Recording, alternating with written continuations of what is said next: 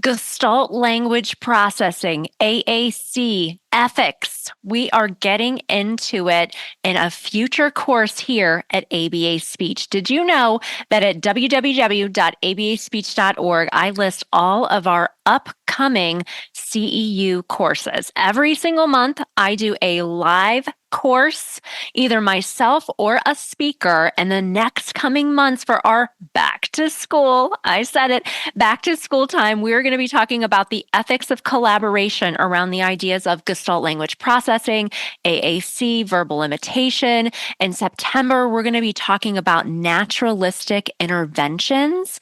We have so many wonderful things in store. Now, these CEUs, you can register for the webinars completely free, and that is going to be a link in the show notes. So make sure that you register. If you want to purchase a general certificate, that's $5. Members of the ABA Speech Connection membership, are you in the membership yet? If not, join us. There's over 300 professionals and parents in the membership. You get your CEUs completely free as part of your membership. But if you're like, hey, Rose, I'm not ready for the membership, that is okay too, because every single month you have the option to just pay for your single CEU. These are ASHA approved and ACE approved courses for BCBAs, professionals, and anybody who wants to attend. So make sure that you check the notes in the show notes that is going to have the link that will take you to register for our upcoming live events around the ideas of ethics, collaboration, Gestalt language processing, AAC, naturalistic interventions, and so much more. I cannot wait to see you on a future live course.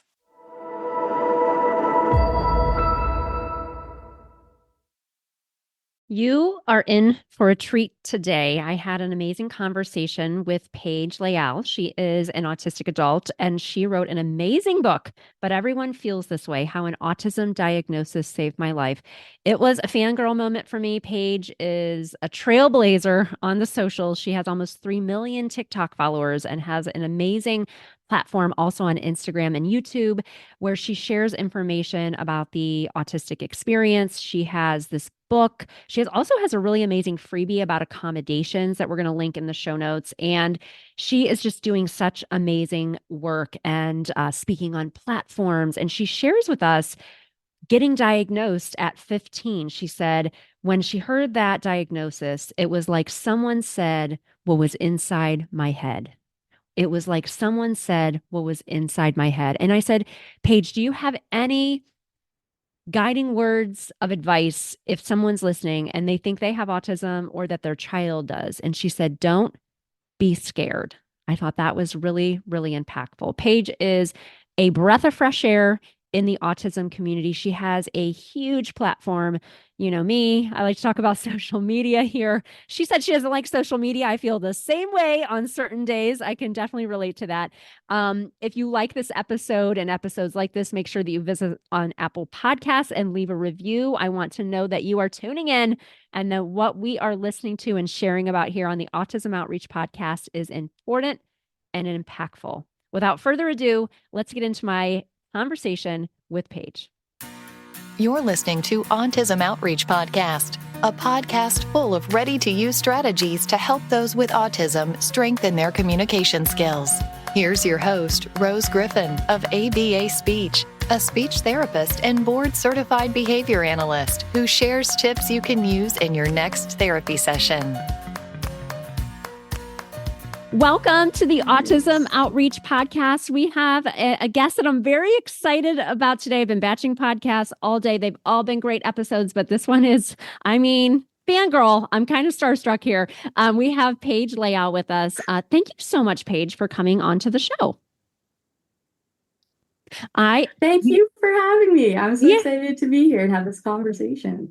I was telling Paige that, a long time ago, for a long time, I really loved TikTok. It's not that I don't love it anymore. It's just that I'm putting my marketing energy into Instagram, where you also have a really relationship. Yeah, we have a big following. On TikTok, it's like I had a video go viral, which is awesome. And didn't do much for my follower count and or my email list or my business. So Instagram is where my people are. Mm. But no, Paige has millions of subscribers on TikTok, and your content really resonated with me just because it's real, and I think that you do a great job of just conveying how you're feeling, and you do have autism, and you share about that, and so as a provider, that always resonates with me. So thank you so much for coming on to the show. And one of the things I wanted to talk about is you have a book. So congratulations on your new book. Very I exciting. do. Thank you so much. Yes. Very cool things. It's so cool. So the book is called But Everyone Feels This Way: How an Autism Diagnosis Saved My Life. And I've had I don't Indeed. know if you know who Robin Resigno is. Do you know who that is from Awe Teach? She used to have a Yes. decent, Yes. okay, yes. Okay, I don't know if you ever talked to her, but she actually was on my podcast, Yeah. episode 50. This is Really? episode like 190, but I'm looking. and she was great. Like she Cool. actually became a PhD, and I think she got diagnosed later in life. She was actually a special ed teacher, as I remember the story, and then she had a brother with autism, and then she eventually got diagnosed with autism, and she kind of shared about autism in girls, which we know is like a whole big topic. But can you tell Mhm. us what inspired you to write the book? Yeah, sure. I think so. Because I began on socials and on TikTok and on YouTube, etc. Well, then I went on to YouTube after. I found that after being on for a few months, I was getting so many of the same comments over and over and over again. And I'm like, yeah, this is true. There's all these 60-second clips everywhere. It's hard to Right. compile everything together. And so I really wanted a resource, just like one big resource, everything, the main stuff that I kind of wanted to say to kind of answer everyone's questions, which was a lot about how I was diagnosed and also a lot of like, who are you? Who are you? What are you doing? What are you up to? Right. So I just wanted to have this and also be able to reach more people too that the internet couldn't. Yeah, no, I love that because some people probably want to consume your videos. It's short form content. We know people's attention spans are really short and getting Yeah. shorter by the day. But having the book too for other people that like really want to dig into your story or relate to your story. So, can you tell us a Mhm. little bit about like when you were diagnosed with autism? Were you diagnosed as a teen? Was it as a teenager? Yeah, it was, I think it was like 2 weeks after my 15th birthday. So right before I went into grade 10. Well, I thought that I knew who I was, but then being told that it really wasn't, it actually wasn't that much of a shock, I guess, being told that I wasn't who I was. It was like someone said the words that were inside of my head my whole life. Oh. So my diagnosis was such an explanation. It was a description. Mm-hmm. It was everything that I had been begging and pleading for someone to explain to me Right. almost. Like, who am I? What's going on? Why is life so hard for me? That was really like my biggest question. Why am I upset all the time? Why is this so hard? Why do I hate this?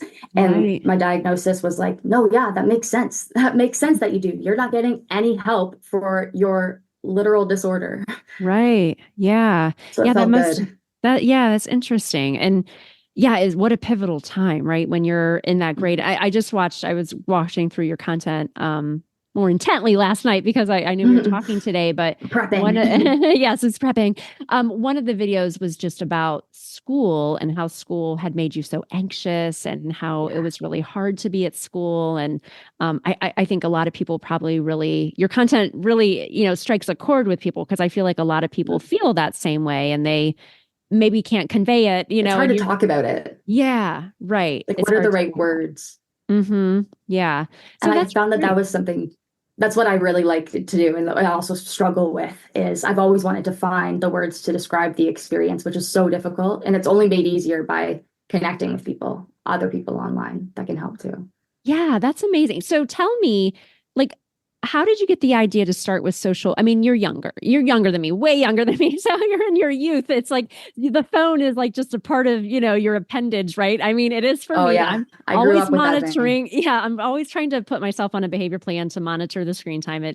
It fails Mhm. sometimes. But so how did you get started with social media and like, was that hard for you to share So, you know what? My about that? first time on social media, I got an iPad for Christmas when I was 12. So I was in grade 7. Yeah. And from then on, I started to become popular on socials when I would Oh. post. So on, Mm. I don't know if you've ever heard of Ask FM, but I was popular on No. Ask FM. I Okay. gained some followers on Instagram as a Oh. 12, 13-year-old.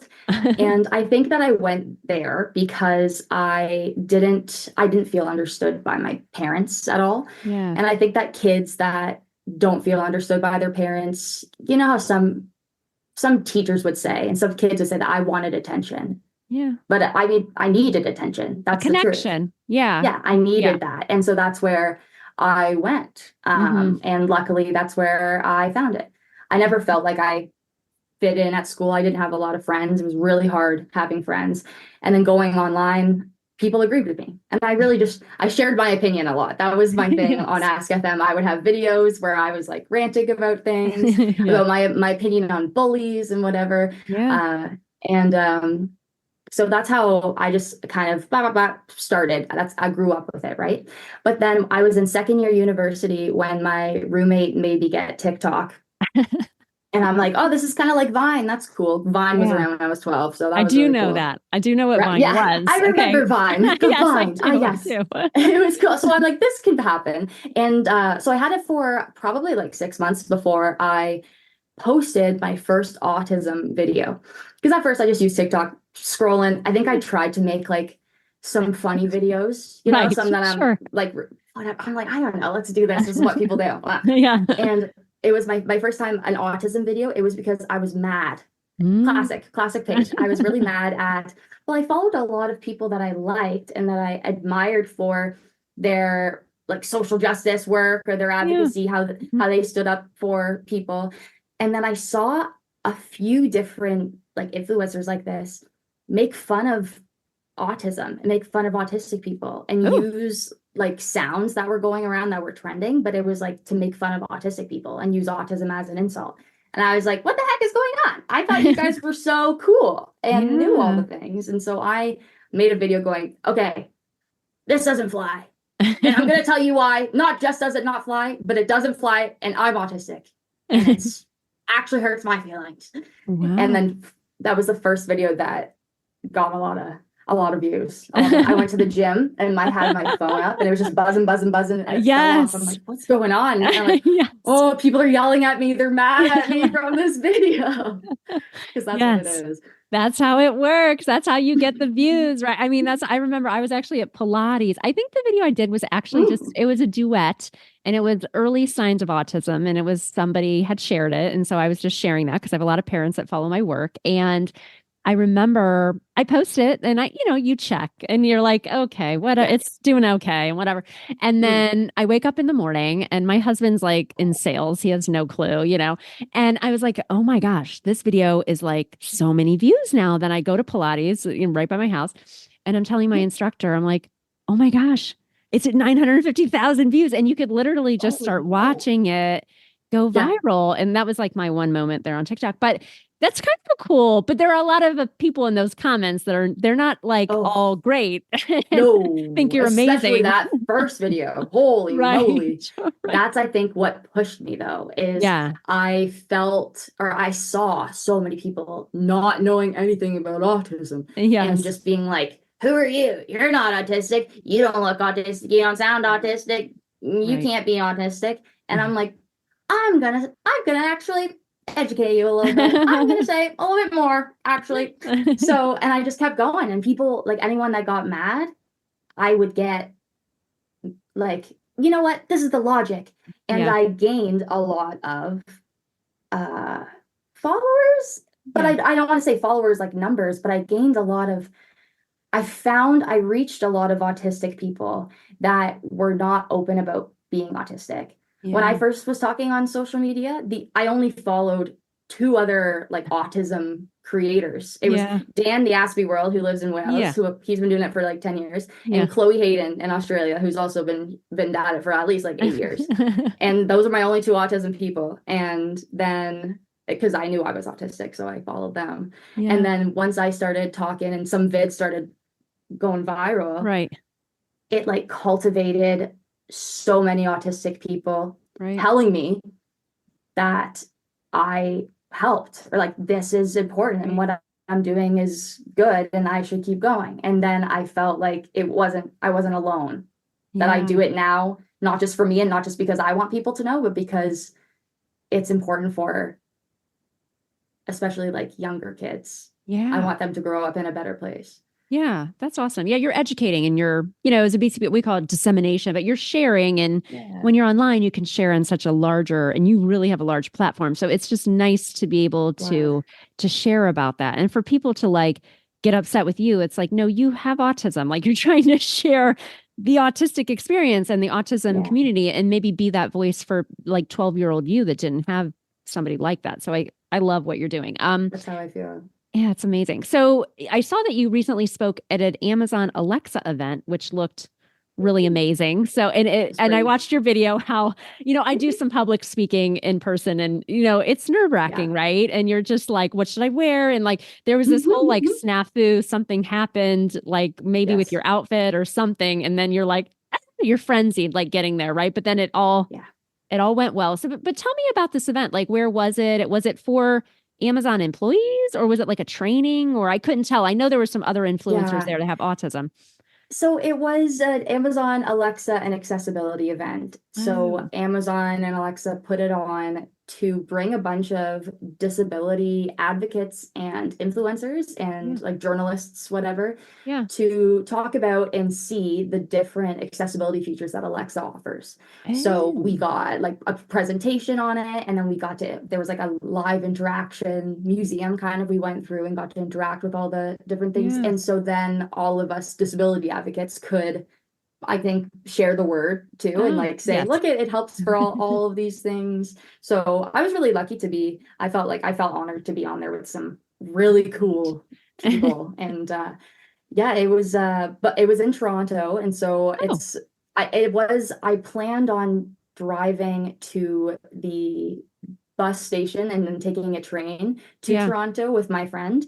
But then that would take an extra hour than just driving into Toronto. And so, and we needed to get there like soon. So I'm going to pick you up. We're going to go to Toronto. And then we got there, we got to the hotel, and the hotel was like, no, we do not have your room because you were supposed to come here yesterday and you did call to say you weren't going to be here. And so we gave your room away. And I was like, that's it. I melt down now. This is where I melt down, because I needed to like go inside, get changed, drop my stuff off, go to the thing. And so then them being like, you can't even stay here. I just lost it. But anyway, I ended up getting there. Things were okay.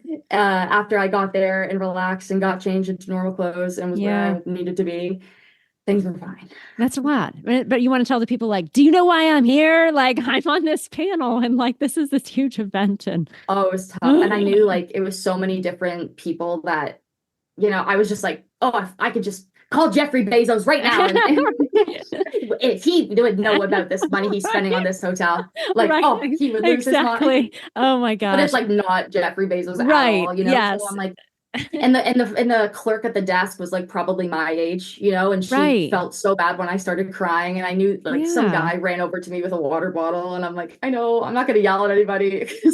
It's upsetting. I mean, it's upsetting because you're not in your home. Like one time this past year, I did a keynote. It was really the neatest thing ever. And it was during April, Autism Acceptance Month. Nice. And I fly out of state, like get on 2 planes, get to the hotel, and they don't have my reservation.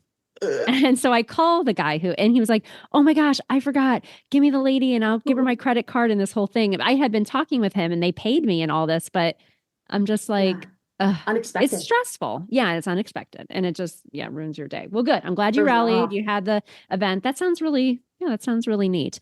And so is this kind of like, is this your work now? Like, your platform and the book and all the things, this is what you're doing. I mean, it's amazing. Yeah. That's awesome. I started when I was starting like TikToking and whatever, I was doing lash extensions. Oh my gosh. Okay. I loved that. I did it for a long time.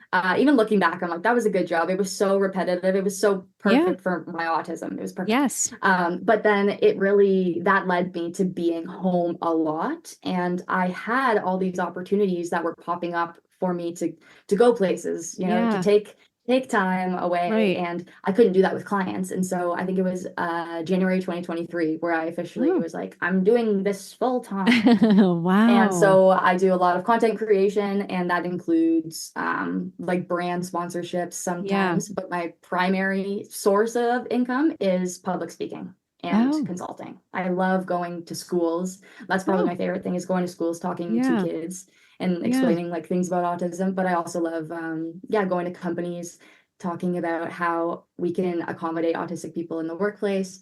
Right. And autism training things. That's awesome. Okay, that's really cool to know. Somebody else who has autism I met on TikTok, he had a viral TikTok. I don't know if you know him, is Dr. Kerry Magro. Have you ever met him or heard of him? Maybe if I saw it on paper, I could maybe remember the spelling and link it. Yeah, he was on episode 42, but he had a viral TikTok that it was like him when he was younger, and they said he was not going to speak. And then, you know, now he's gone on, he's got his PhD, and he too, like, he presents and gives trainings and was like a consultant for a big show, you know, about autism and stuff. So I think that's awesome, because there's so many people who, you know, I kind of cringe when other people are like, I'm going to do this training all about autism, but nobody with autism is really involved, you know, in the training. And I mean, I do try to share about speech therapy and those types of things, because as providers, we need courses to keep our licensure up and stuff like that. But I kind of cringe when people that don't have autism are talking about things where I think somebody with autism needs to be involved. So I think that that's really great. And you're getting exposure at these different events. I know, like, when you go to those events and then you take all the pictures or the reels, then that just leads to more speaking engagements, and it just feeds into it. Well, that's amazing that you're doing that. Very cool. What advice do you have for people listening who think they may have autism or that their child may have autism? I think sometimes parents listen to my podcast and they think, you know, maybe my child has a speech delay, or, you know, my child might have some social things that make me think maybe they have autism. You know, do you have any advice for somebody? Because I know you were diagnosed, it seems, you know, maybe a bit later than you would have liked, or, you know, maybe it would have been helpful to be diagnosed earlier. Yeah, I would say, don't be scared. I think that that's the natural reaction, is to be afraid of the unknown, because it's unknown. And often, I mean, parents don't get taught much about children, let alone atypical children. Right. So if you suspect anything, like, about yourself or your child, know that whatever information that you get is only going to help you. It's only going to make things better and easier for both of you, for everyone involved. Yeah. Being diagnosed earlier would have helped me in a lot of ways. And because it would have helped me in a lot of ways, it also would have helped my relationship with my parents. Yeah. How my household looked, which I know can be sometimes difficult with an autistic child, like managing all of the relationships in the household, as it was for me. Yeah. So I recommend just knowing as much as you can with an open heart. Yeah, I love that so much. One last question is, you know, as an autistic adult, I feel like I just had somebody else on the podcast who has a podcast called The Autism Dad, and he has 3 kids who are autistic and he's raising them and talks about autism. But one of the things we were talking about is, like, 15 years ago, or, you know, I've been in the field 20 years. There were there were no podcasts, like social media didn't exist. So there wasn't any information, right? Unless you went to something in person. But now I feel like there's so much information. Do you have any guidelines that are, like, helpful for navigating that information? It sounds like on TikTok you had those people that you kind of liked, and then they made something. This happens to me sometimes, and they'll make something and I'm like, oh, there used to be a TikTok sound about that. Like, you know, so-and-so, I really liked her, you know, like, it's like, I liked you. Like, what happened? I didn't think that was going to come out of your mouth. But I just can imagine that it's hard to navigate. It's just hard to navigate social media. Do you have any, like, tips or strategies for anybody regarding that? Absolutely. Such a good question. I think that I don't like social media personally because I find it's hard to find anything that's really, I don't know, that I really, really like. Yeah. It's hard to know who somebody is. It's hard to know where they're coming from. Like 90% of the time it's fake. And so my number one thing navigating social media don't believe anything you see. If you see something, just go, okay, that's them. That's their reality. That's their thoughts. Yeah. If it sticks with you and is your reality and your thoughts too, that's great. Mhm. But you can also look up other places too. I would recommend look at lots of different sources, and especially look at sources from people that don't look like you too. Yeah. Right. Like diversify your feed and don't take everything too seriously too, because there's also a lot of autistic people, and this is something that I want to advocate for too as an autistic person. Yeah. Not all autistic people want to be advocates, and we don't all need to be looked at as advocates. Mhm. And there is autistic people that will joke about themselves or will say things as to connect with another autistic person. Does anyone else experience this? And it's their real life autistic experience, but it may Right. not be the autistic experience. Right. So remembering that every autistic person is so different and everyone's opinions are just from their own perspective, however they've lived. I love that. Love that. Thank you so much for coming on the show. Tell us are you the same Instagram handle and TikTok handle, or is I it am. different? Okay. It's at Paige Layel, except on YouTube, I'm at real Paige Layel, because I think someone's Oh. at Paige Layel, right? So I'm the real one on YouTube. I'm on Facebook, Paige Layel. Nice. What are you My doing on website, YouTube? I haven't website. looked at your YouTube Oh, it's yet. the same What- thing. Oh, I do just shorts? longer TikToks. Oh, Yeah. oh, you do. Okay. Okay. I'll have I to check should do that out. more shorts, but my YouTube, I'm a big yapper. So that's where I go for my rants usually. My big, Oh. like, hey, this is my thought. Yeah.